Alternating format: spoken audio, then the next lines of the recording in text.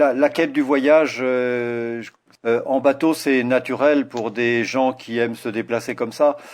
Par contre, les raisons qui poussent sont peut-être ce dont on se rencontre après, parce qu'on part un petit peu.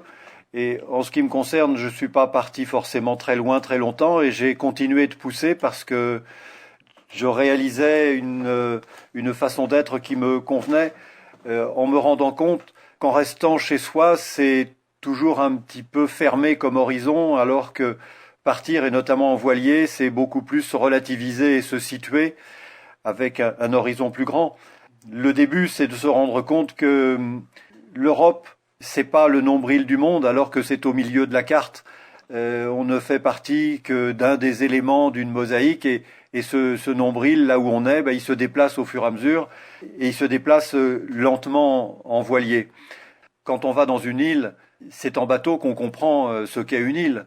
Et surtout, les conséquences de la lenteur, c'est prendre aussi le temps de savoir où on est, le temps qu'on a mis pour y arriver, donc l'éloignement, et puis ensuite prendre le temps pour comprendre où on est et pour aborder, découvrir justement les habitudes des gens, les codes pour la vie quotidienne, c'est-à-dire ne pas transplanter sa propre vie quotidienne, mais trouver celle qu'on découvre et s'y acclimater et justement l'apprécier.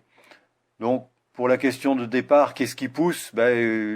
Chez un certain nombre d'entre nous, et dans l'histoire, ça a toujours été d'aller voir derrière l'horizon.